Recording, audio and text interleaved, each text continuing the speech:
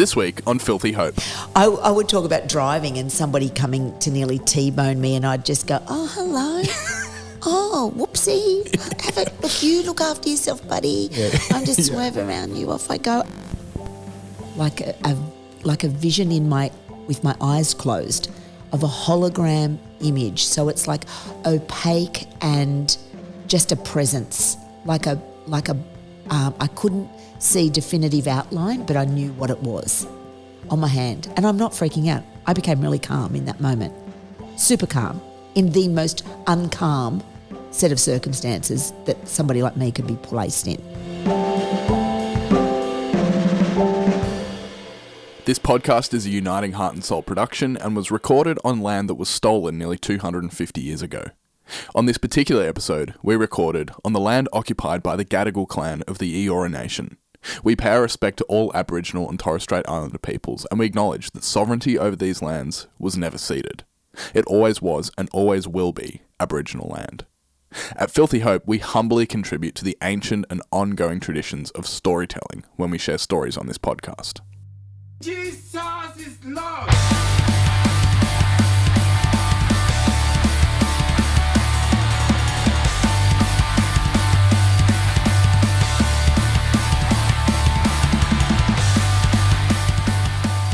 Hello and welcome to Filthy Hope, a podcast about the grey spaces where Jesus, life and culture intersect. If it's your first time, welcome. My name is Jonty, I'm your host, and joining me, of course, is my co-host, Ness. Hey, Jonty. How you going? Okay this week. Yeah? Yeah.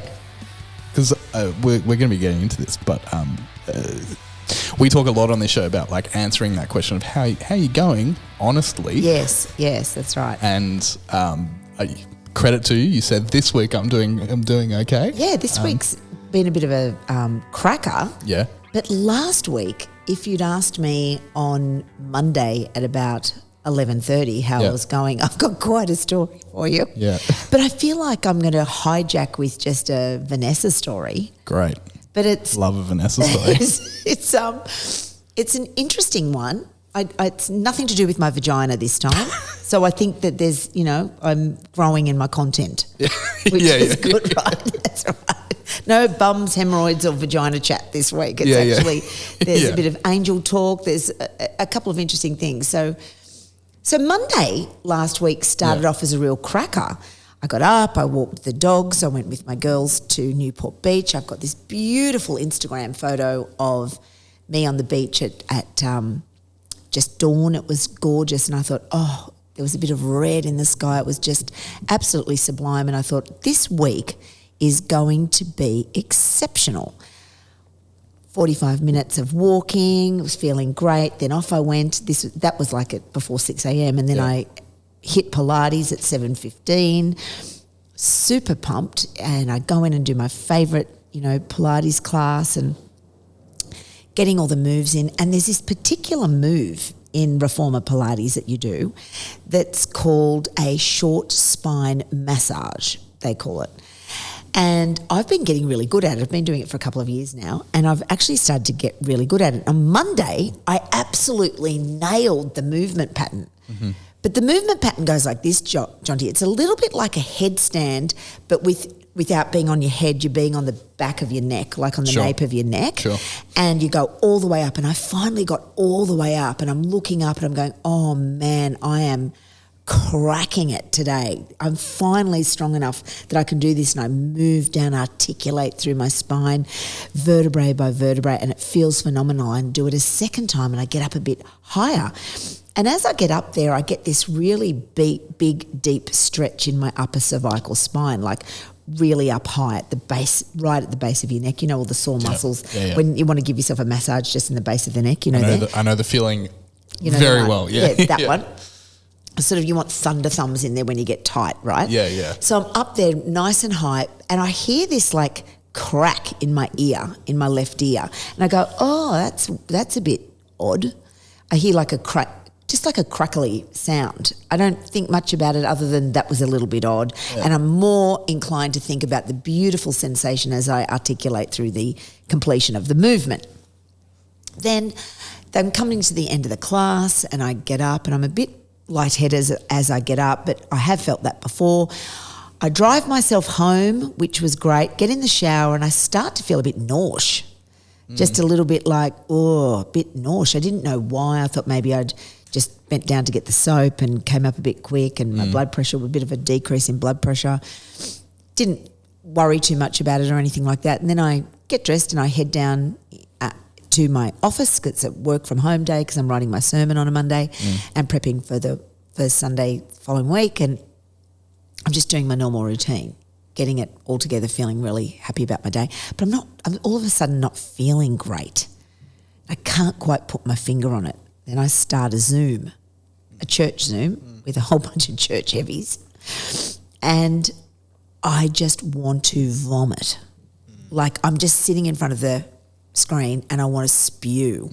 And every time I go to move my head, the world is spinning like I'm on the teacup ride at Disneyland, and it's just going round and round. And I literally am just holding it in. I had a team of lawyers on the call, so I couldn't bloody excuse myself and leave.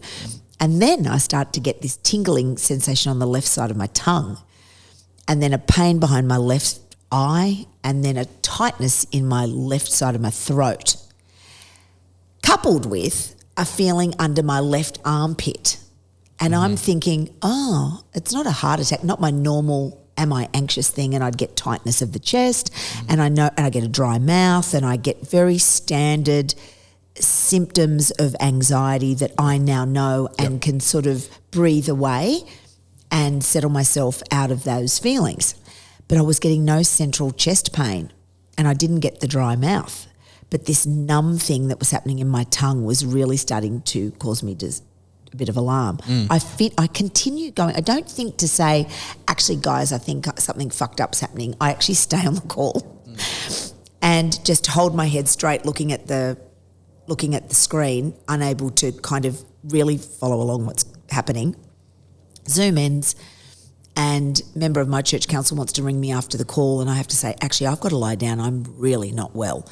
So I go and lie down on the lounge, and I've decided that I might be having a stroke, because from all my training as medical exercise specialist, I knew the symptoms of stroke, and I knew with stroke you needed to get early intervention. The quicker you can get some medical intervention, the less likely of big, strong ongoing damage. Correct. So I knew that much, but at the same time I'm going, is this just anxiety? And now my amygdala's finding a new way to trick me into being that this is a new anxiety range of symptoms. But I had none of the normal stuff at all. So I did my blood pressure. It was dangerously high. Big filthy numbers that I also knew was dangerously high.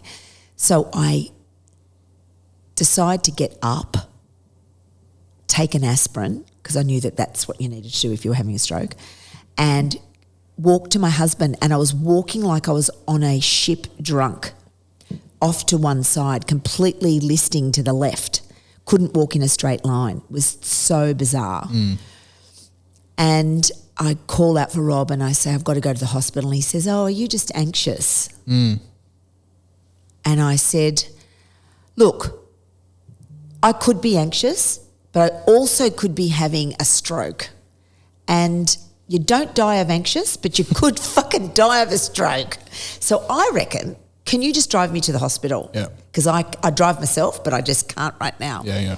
So Rob has the shits. I'm interrupting his workday. Yeah. And I'm sure he's thinking to herself, psycho wife, obviously he's had a stressful Zoom and she's anxious about stuff that's going on at work. And on any other day, Rob could have been completely right. And you know what, Jonty? I would have been really happy if Rob was right, because you don't die from anxious. And I thought, they'll just tell me I'm anxious. I'll go home and have a cry and I'll apologise to everybody and I'll have to take a half day, sick day, and that's a bummer. But anyway, I'm just being anxious and maybe I need to go back on my gear, right? Anyway, I get to the hospital. I get to Northern Beaches Hospital, and people with runny noses and a cough are using the emergency department like it's a fucking medical centre, mate. I'm telling you, the triage nurse just said this, like I was at the Pittwater RSL, like I was queuing up to get a snitty and chips and gravy. She says, darling, you'll just have to take a number. I take a fucking number and I sit down. Nobody asks me my symptoms or what's going on. And I take a number and I sit down. And Rob and I wait 20 minutes and this numbness isn't going. I figured if I was anxious, it would dissipate and my amygdala had settled down because now I'm in the hospital. Someone's going to save me. I'm going to be okay. No, it ramps up. And I say to Rob, you got to take me to the sand. I can't stay here any longer. He said, and he gets the shits. Rob he says, this is going to cost a lot of money. And I said, well, you can, when I die, you can take it from the life insurance. Don't worry, you're going to be cashed up if I cark it. Yeah. So, you're going to be fine, Rob. I think you're going to be fine. Rob, with some level of pissed offness, drives me to the sand. And the moment I arrive at the sand, the lady asks me my symptoms and she takes me by the hand a little bit too scarily for my liking and takes me straight into the resus ward where they say, put the paddles on you. And she's trying not to alarm me because my chart obviously comes up saying anxious woman. Previously, she's what did I call myself, a frequent flyer at the sand. For anxiety, because that's where I originally, where some fabulous doctor pulled the curtain around. I'm sure I've told you this before. And she said to me, Vanessa, I think you're suffering anxiety. And I said, no fucking joke, I'm suffering anxiety. I'm really anxious. Yes, but am I dying? She said, no, you're not dying. So I kept thinking in the back of my mind, maybe this is just anxiety. But this woman in the resus bay was setting me up for, first of all, the cannula went in the arm. That's pretty standard process. That's okay. Asking the doctors come in, asking me a whole bunch of questions. They're fixating on my numbness of my tongue, my throat. And I can't, my head is spinning. They know I've had a dissection of my coronary artery in the past, so they treat me with all sorts of care. The neurologist says, I think it's vertigo, but I can't treat you for vertigo with a special manoeuvre for your neck and ear because the crystals in your ear are in a funny position, probably caused from Pilates. Why do you do that, he said. I won't be doing that move again. Yeah. He says, but I can't do that because I'm concerned you've had a dissection of one of the vessels in your neck. Right. Happy fucking Monday. So I then have to go and have a CT of my neck and my throat and all the big vessels. Come back and I haven't had the good news, Vanessa, we're now moving you up to a ward. Good news. We're moving. Great news. Yeah, you're up to a ward. You haven't had a dissection. You haven't dissected, which is really great. So now we're going to treat you like you've had a stroke. So you're on a stroke protocol. I burst into tears and I said, do you think maybe I'm just anxious? Do you think maybe what's going on, this is just anxiety because I'm really anxious now? And she said, yeah, you would be very anxious right now, particularly if you are having a stroke or there's an aneurysm or something going on in your brain. No, you're not suffering anxiety. Or you're anxious, but this isn't anxiety. Symptoms aren't anxiety. No. And then all of a sudden, Rob kind of went quite catatonic in a way. He couldn't speak. He stopped speaking to me. He was, I think, really shocked because I think he thought we were just going there for anxiety. Yeah. So I have to stay overnight in the hospital until the next morning. I don't know why they didn't do the MRI then. They just watched me overnight. The numbness started to subside at some point in the night. I couldn't sleep on my side because my head was spinning around. I had to sort of lay in this one particular spot sitting upright. And then by the morning I woke up and the dizziness and all that had gone. I didn't feel like a spew anymore and it had passed. And the neuro came in again and said, we're going to do an MRI. We just need to make sure that you haven't got a clot. You don't have a clot. That's no small bit of information, you know. First of all, I had to deal with dissection of my large vessels in my neck, and now I'm dealing with stroke shit. For somebody that's anxious, it was kind of feeding my PTSD in a very large way. Of course. In the same hospital where I'd had all this coronary stuff in the past. And it was really disarming and distressing. I'd just been leading a Bible study by Max Lucado called Be Anxious for Nothing. It's a really, shout out for everybody about that. It's a really good read.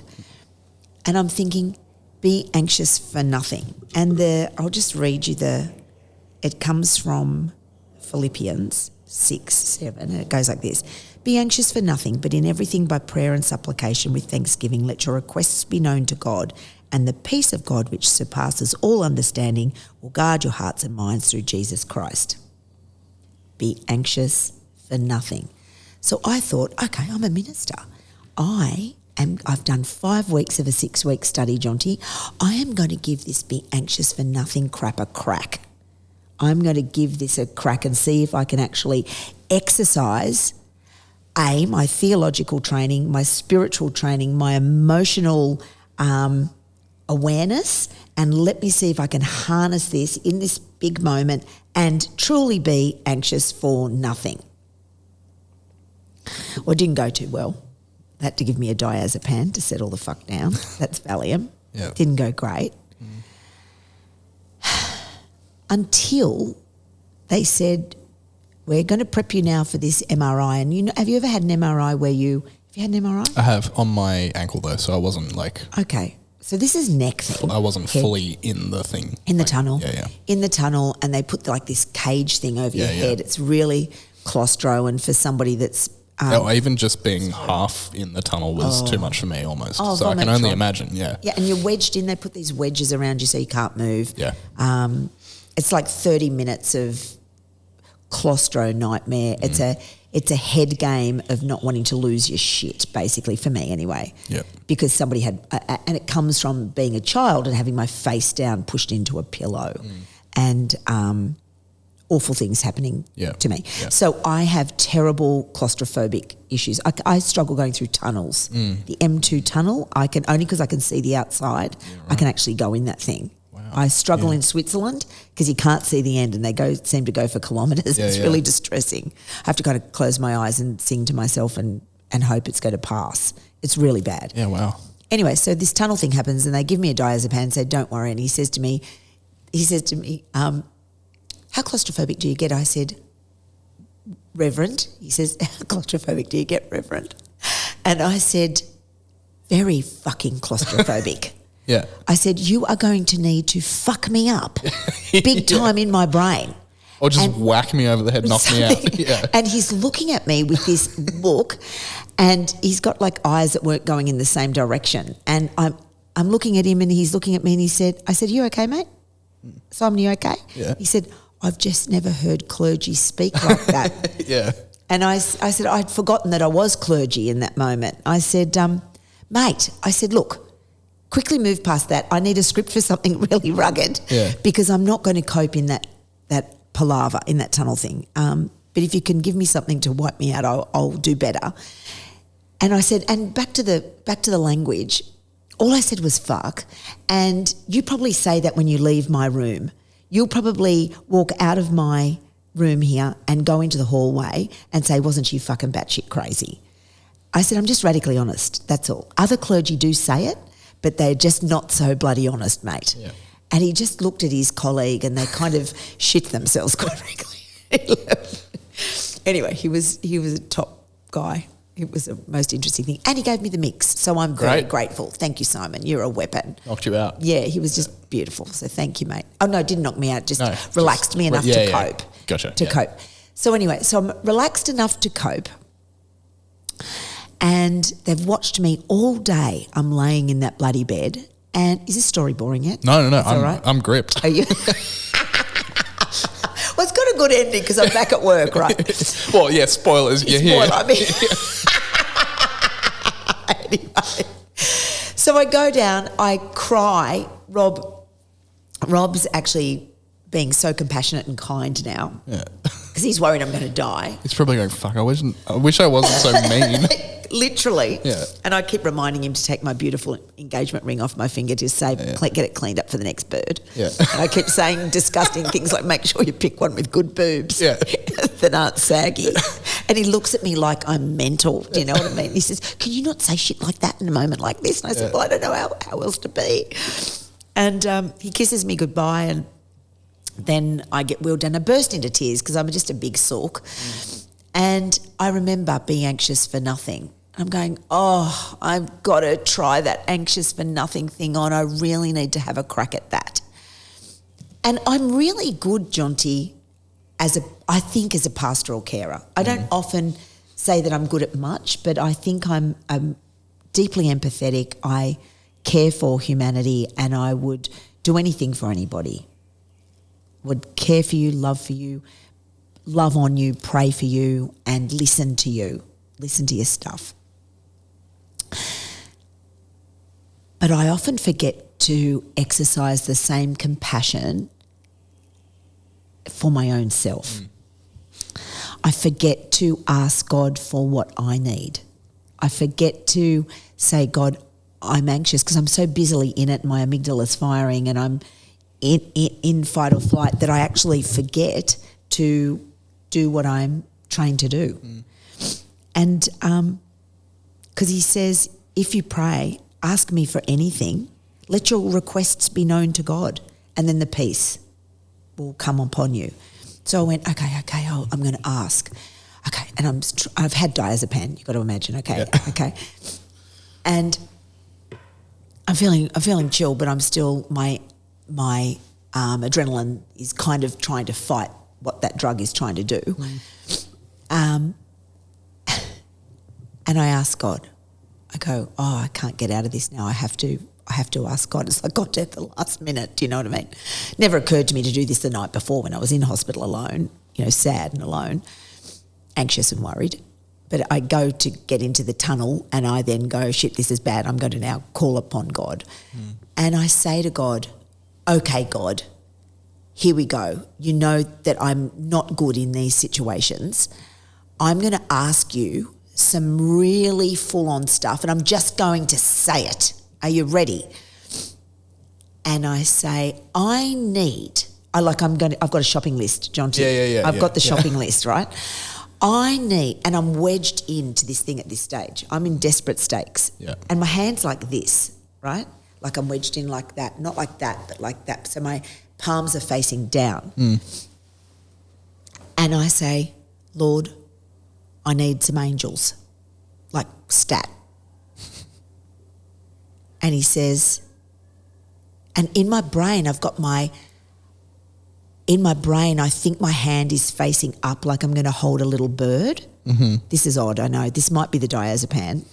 But it's like my hand is up. I'm waiting for God to give me what I've actually asked for, like anticipating. Yep. My hand is open, asking. Like, you go to get bread when you do communion, like open like that. But physiologically, my palm is face down. Yep. So in my brain, my palm is up, but my physicality of my palm is down. And I've said, I need an angel stat. And he says, your palm is down. So I'll place it on top of your hand. And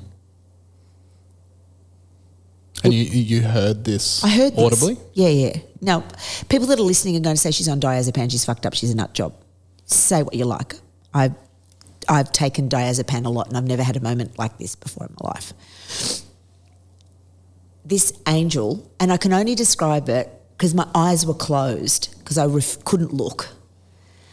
I'm in the tunnel. Yep. The cage is on. Yep. And I cannot open my eyes to see this situation. And I feel this presence of this being on my hand. On the back of your palm. On the back of my palm, yeah. Like I wanted it to be in the palm of my hand, but it lands on the top of my hand. And I can only describe it like I felt it there. Like my eyes are closed, I can't see it. But I see in my closed eyes a hologram image.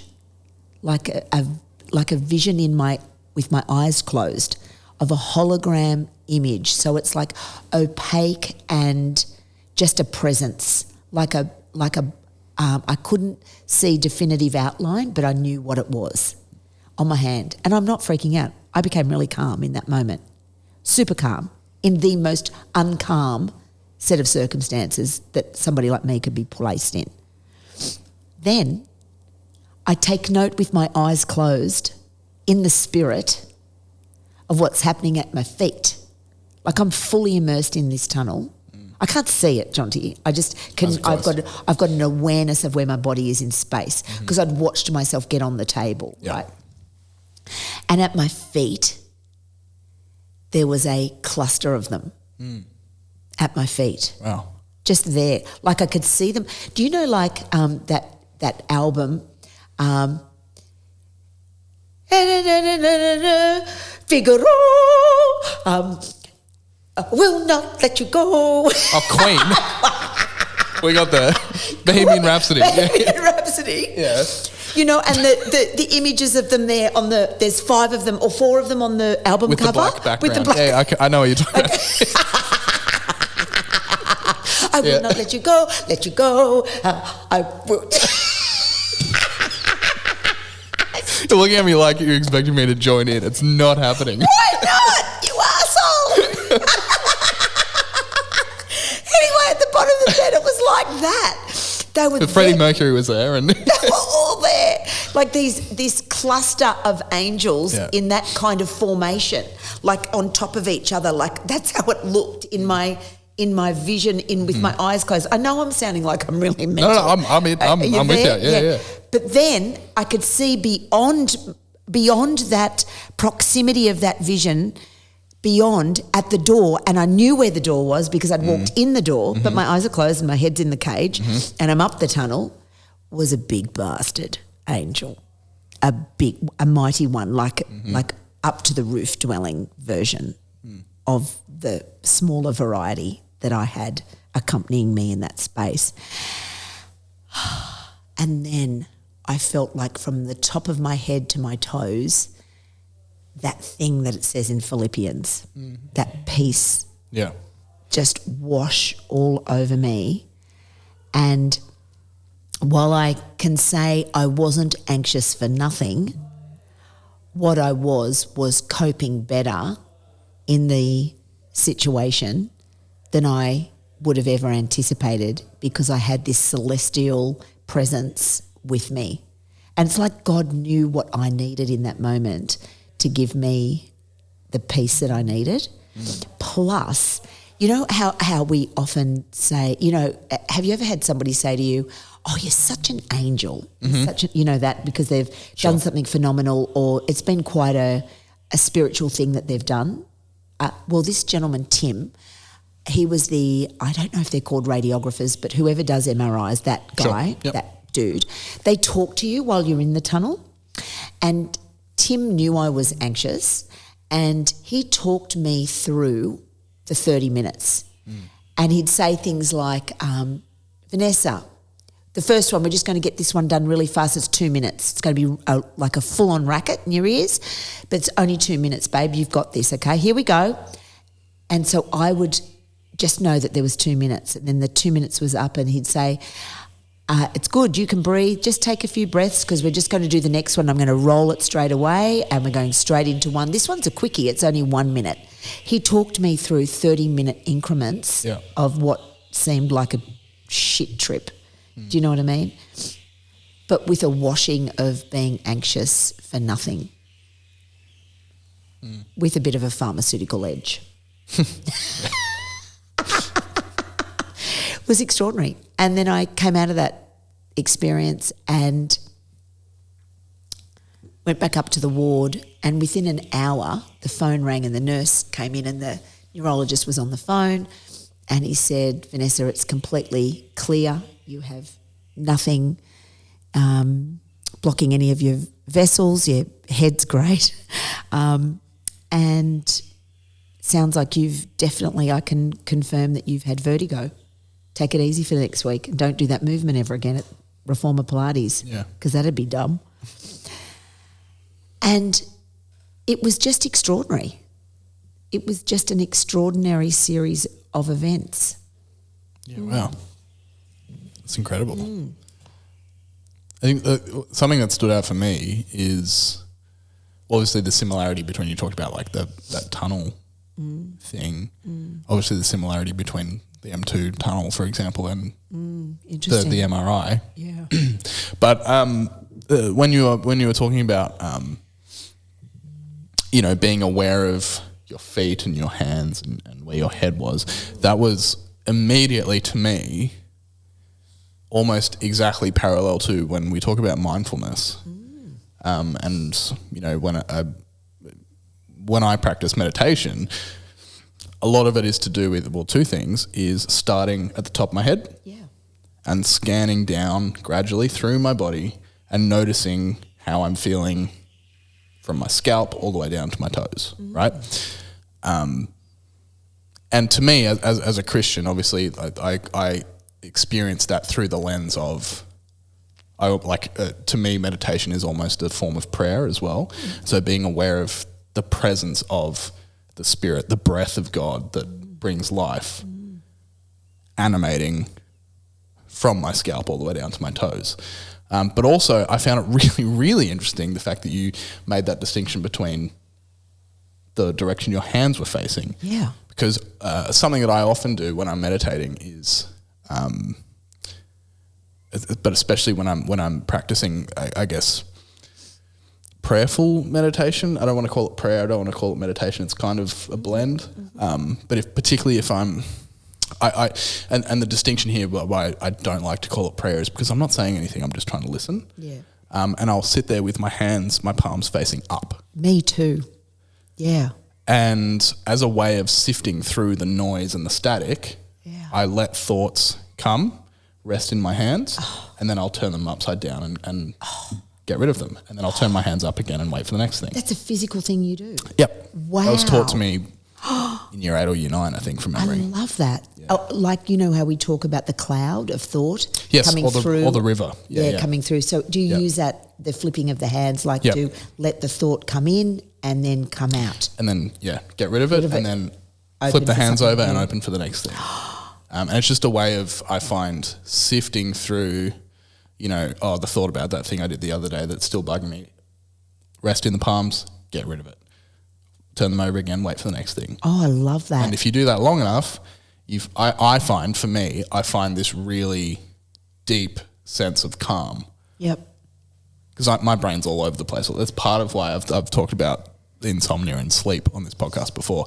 A lot of the reason why I often find it difficult to sleep is because I describe it as like red static in my head. I just can't switch it off. There's it's too much going on. My brain's too active. And so that practice of take them one at a time, examine it, look at it, and then let it go. And repeat. I love that. I'm going to give that a shot. It's interesting that my hands were down though. Yeah. And I'm imagining that God would give me an angel though with my hand up. And I didn't, it's like I'm visualising my hand open. Yeah. And then the voice says to me, your hand is down, I'll rest it on your top of your hand. Yeah. It's almost like I wanted to have a fight and say, no, it's up. Like I'm here. Yeah. It's like I was spiritually open to receive. Yeah. But I had a physical disposition that. Yeah, was but down. you had that open posture of wanting to receive and being open to receive. Yeah, that's right. Yeah. That's so interesting. be anxious for nothing, mate. So I hear this phrase a lot, and it's something, and I'm sure we've talked about this before, but like especially not just in Christian spheres, but like in general. But often I come across this in church spheres where it's like, oh, if you're anxious, you just need to pray more. Yeah, pray it away. Oh, you can't be if you're depressed or if you're anxious, you don't have enough faith. You're not a good enough Christian. Yeah. And I think that I have come across this Max Lucado thing before, and the initial response for a lot of people is like a little bit cynical. Of course, be anxious for nothing. That's fucking easy to say. Yeah. But like, I think maybe something that I'm picking up in hearing this story, that it's actually not about just choosing not to be anxious. No. But it's more about that open posture to inviting the presence of the Spirit and that calmness. Yeah. To help with Correct. that anxiety. Because not to get rid of it. No. So and not just to be like, oh, it isn't consequential, it's inconsequential, it's not something that you should worry about. No, it's a real thing. Yeah. Acknowledging that it's a real thing. Yeah. But being open for that to be eased, for that to be made less difficult by the presence of God. Or however, if you're not a Christian, if you're whatever, like all different expressions of spirituality, or not spirituality, or meditation, whatever you do, whatever your jam is, being open to something else, helping you cope with it, not actually just ignoring it and pretending that it doesn't exist. Because by saying be anxious for nothing, when your amygdala is firing, when that bitch, Amy G as I call her, does her thing, I love you, Amy, but sometimes you just try to alert me to things that I really don't need to be anxious about, you know. But when the amygdala fires and you are launched into fight or flight, there's not a lot of hell beans that you can do about that, Jonty. So by simply saying be anxious for nothing, Philippians says be anxious for nothing, I don't find that helpful at all. It's actually, you've got to call, it's bigger than just thinking it, you've got to actually evoke it by calling God to help you, to calling out to the Lord to help you. So I can do it for anybody else. So if I'm sitting with somebody and they say, Ness, I'm just really anxious, I say, well, I'm going to pray about that for you right now. Let's pray about that now. And we can call God in to come and be a salve and to settle the amygdala and settle your fight or flight and pray over that. And often people that I'm with get that beautiful relief. But I had never done that. I suppose not never, but I forget to do it for myself. I forget to call on it myself. So, and I think only because I'd been leading this Bible study, I thought, I'm going to give this a crack. That'll be a good story. Next Bible study, tell them how it rolled. You know, and prac lesson. Yeah, prac lesson. That's right. And it was quite extraordinary. It's not like it was an equation, and I won the equation by achieving something, but it feels like I actually exercised something that God says to do. I can't believe I'm saying that as a minister. That's really... No, but that's really honest. I think that's really very bloody honest. Yeah. I know. Yeah. Because I think as well... Such a dodgy Rev. No, but we've talked about this before when we had that episode. We've been talking about angels and the Holy Spirit a little bit over the last couple of months. And I think it's actually...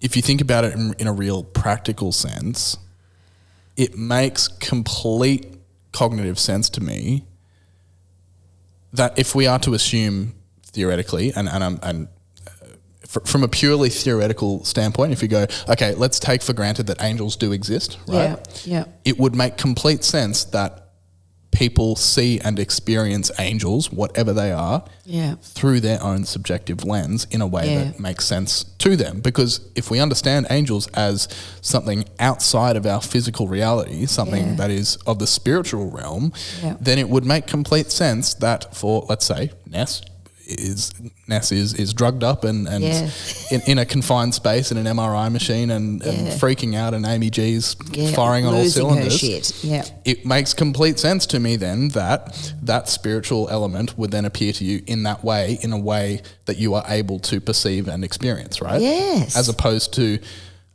I don't know, a physical person standing in the other room looking after you. You can't see that. No. Like just like any of the other technicians or doctors that are there in that room. Right. What use is that to you in a intensely subjective experience?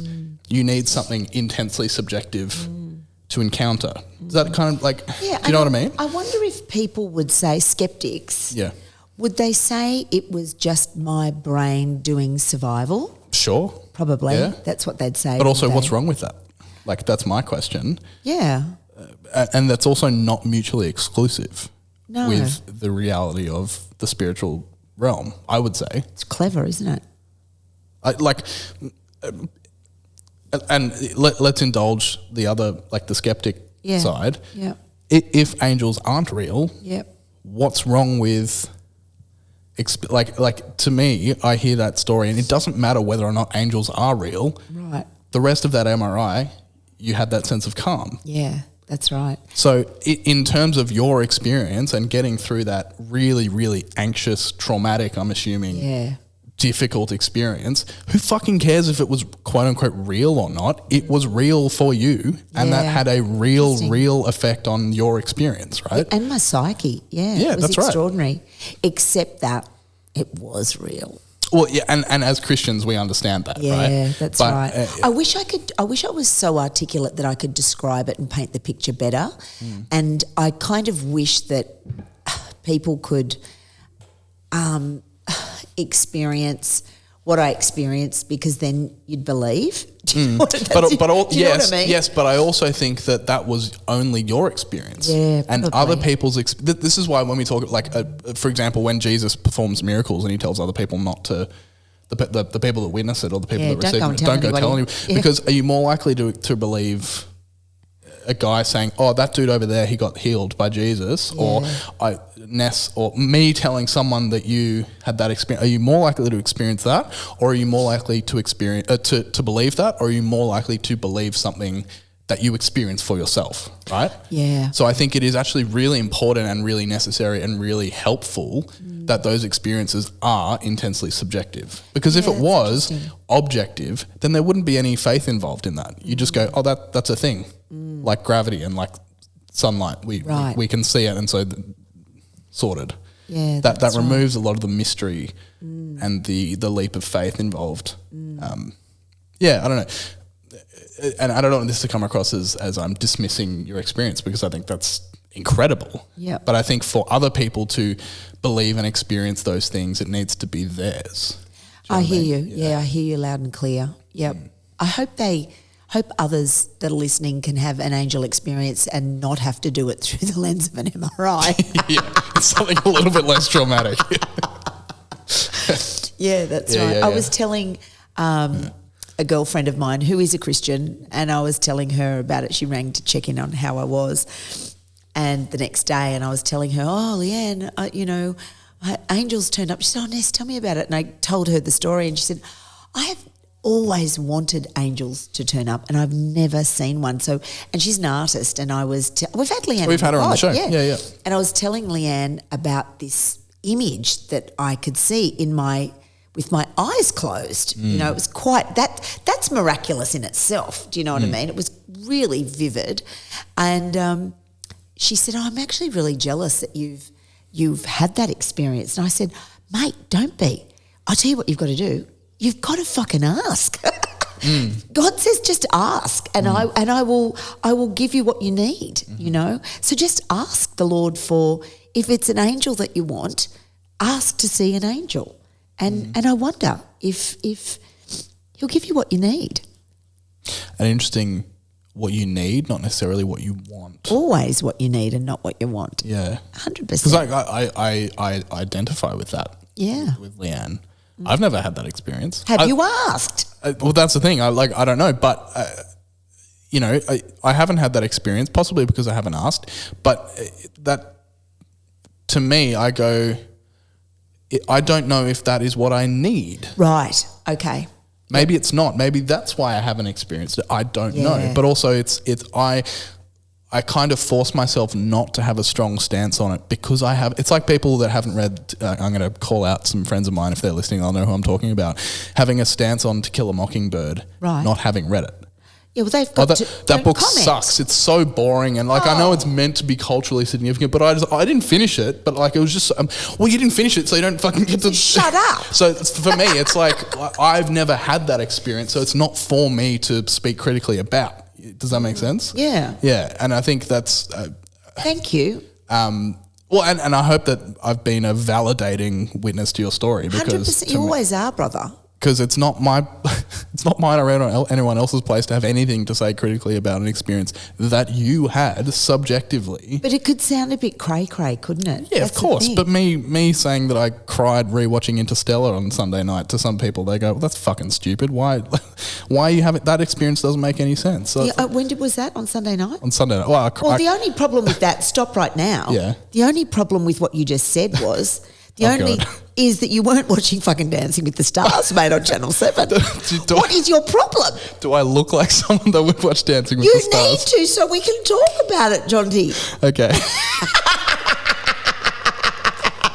I was preparing for Oppenheimer, which by the time this comes out, Oppenheimer's come out already, but I was rewatching Christopher Nolan movies. Oh, you're so intelligent. Maybe we should talk about Interstellar sometime. That'd be fun. Have you seen Interstellar? No, I haven't. Great movie. Yeah, Great well, movie. I need to see that. Yeah. Something I've written down here that I wanted to come back to before we wrap this up is you, again, talking about how Amy G, as you call them, girl. firing. She's my girl. Yeah, she fires unless you know that things are... Yeah. I think it's really interesting, and I think something that I've, in maturing, as I've become an adult, come to understand a little bit more, is that whether it's Amy G or if it's, you talk about with anxiety, you get like the dry mouth. But that's Amy G. Yeah. So those physical things that happen to us. Yeah. Do you get dry mouth? I don't. I get like a pit in the stomach Nauseous? quite often, sometimes. Yeah. Those things which we kind of by themselves would call negative feelings, right? Yep. Whether it's fear, anxiety, pain. Yep. Yeah. Trauma, whatever you want to call them, right, are actually a part of our body's alarm system. I know. How clever is it? And so actually understanding that the fact that I'm feeling these things means that my alarm systems are switched on and are working. Totally. And that is vital. Yes, it is. Because when your to alarm... our survival. Exactly. Because if it's not switched on... And I don't know, evolutionary speaking, if your stomach or your brain says to you, "Oh, don't go there. There's a tiger," right? And so you don't walk into the tiger's pit and you don't get mauled to death, Correct. right? As opposed to going, I actually don't want to feel those quote unquote negative feelings and switching those things off and deciding I'm just going to be happy all the time, or I'm going to ignore those things. Oh, congratulations, you got mauled to death by a tiger. That's right. So it's actually like, as opposed to muting and deadening those feelings, which I think, and I have a lot to say about this, but like medication saved my life. So I don't hear me when I say this as I mean it, but like, muting those feelings, whether it's with medication or whether it's self-medicating or actually just mentally going, well, I'm going to ignore these feelings, actually puts you in more risk and in more danger, because you don't know, your body isn't then able to tell you you're in a dangerous situation, or you're in a situation that might cause you harm, or you're in a situation that might re-trigger some trauma for you. So actually being able to go, I know that when I get a dry mouth or if I get something's going on, pay attention to your alarm system. And that means that you are a healthy, functioning human being. Oh, I love that. That's showing compassion. Brene Brown would give you big ticks for that shit, Jonty. Well done. Because that's really healthy. That's a healthy management of self. If your alarm doesn't go off, you don't know something's wrong. No, that's right. And when I was on mirtazapine, which is an antidepressant anxiety medication, terrific noradrenaline suppressor thing, and I would talk about driving and somebody coming to nearly T-bone me, and I'd just go, oh, hello. Oh, whoopsie. Look, you look after yourself, buddy. Yeah. I'm just swerve around you. Off I go. And I'd get nothing. No warning bells, no adrenal surge. Amy G was on shutdown, right? And I suppose when you're in the thrust of deep depression and anxiety, you need a break from that stuff, because I was not living my best life. And so hearing those alarm bells go off, like I did, and I was able to then really cognitively say something serious is wrong here. I don't think this feels like anxiety. This feels different. And I was able to help myself by taking an aspirin because I knew that that's something that would help, and then get Rob to take me to the hospital. It was actually really smart. Really smart. And the medical professionals said that too. And I was able to actually think quite clearly given my anxious state. And I thought, oh, yeah, pat on the back, girl. Yeah, go Amy G. Give her a pat. Don't mind her today. We need to be compassionate, don't we? Yeah, and understand that alarm systems are really important. Yeah. Don't ignore them. No. Do not ignore them. And right. like by virtue of you understanding what your alarm system sounds like and feels like, you're able to go, this is an anxiety. Yeah. I know what anxiety feels like. Yes, I do. Yeah. That's right. Yeah. So and then I've got strategies for managing it, That's you right. know, and I'm imagining you do too. And Absolutely. I go, oh, dry mouth, tight chest, oh, blood pressure's up, I'm rapid breathing. I know what I need to then go and do to help myself settle and calm my farm. Yeah. Oh, it's a big convo, isn't it? Yeah, well, and thank you for being so open, because I think that's a really brave story to share, especially so soon afterwards. Yeah, it was quite a story. And the irony of it, with vertigo, it came on so rapidly and went off quite rapidly. Yeah. I felt a little bit nauseous through the week and probably went back. They said just take Residual the week kind off, of, and I just didn't do that. I just had to get my shit done. Worked from home for a bit and then went into the office and felt not great, but just thought, oh, I'll just, smash it out because it makes me feel better to be doing things and to not be. Yeah. That helps my anxiety. Love ticking lists. Yeah. But, I've just forgot the train of thought. That's all right. Bugger, Jonty. Oh, yes, no, I got it. This is all staying in, by the way. Oh, no, don't do that because now it sounds like I've got Alzheimer's. Don't do that. Can you blot this bit out? I was going so well. Oh, fuck. Don't tell me it's gone again. No, I've got it. Okay, yeah, cool. So I got to the end of last week. Yeah. I was at work and it got to the end of last week and I got to Friday morning, my day off, and I took the little dog to the beach for a walk. I got to take a snapshot of, the sun rising again, just like I did on the Monday morning when I thought I had hope for this great day that was going to unfold, and Friday unfolded and I thought, wow, all the things that can happen from Monday to Friday, and I can have this big tumultuous experience and yet be back on the beach on the Friday. And now my husband really loves me. He doesn't want me to die. He's being really kind. It's really interesting. It's interesting. There's a shift. I didn't want me to die before that. I'm probably being a bit mean actually, but he's really nice. He said to me, things like this are really good for a shake up and you get to realise what's really important, and all that's really important is you and the girls. That's what he said. Wow. I thought, oh. Wow, that's big. That's really profound. It is, isn't it? I said, oh, thanks, babe. Yeah, you're really important to me too. Does that mean you cook dinner tonight? Acts of service. Yeah, that's right. I think I'm on dinner tonight, actually. So, yeah. Love language. You might get laid. Go use that as the promo. I'll report back next week. Thank you. We might wrap it up there. Okay. Thank you so much again for being so honest. I Just a story. And I hope our listeners have got as much out of that as I did. If you want to get in touch with us, you can. filthyhopepod@gmail.com. Or you can find us on socials. We obviously are on social media. We're on TikTok, we're on Instagram, we're on Facebook. Get in touch, and we tag each other in all the Instagram stuff. So if you want to get in touch with us. And if you think I'm crazy, just come over, see me, let's have a coffee together, and I can, we can crazy it out together. Yeah, we're both open to continuing the conversation, so get in touch. Come along to a live show. There'll be... whenever this comes out, there's more coming up, so the link's down below. Also, if you're on Facebook and you want to be more one-on-one with us, there's a Facebook community group where you can chat to us, but also other Filthy Hope fans. Love that. It's a really cool little community. Love a chat. Yeah. So the links for that will be down below. Amazing. Any final words? Thanks for playing today, Jonty Cornford. Of course. Love your work. Love you too. Let's wrap it there. I'm Jonty. I'm Ness. This is Filthy Hope. We'll see you next week. This is a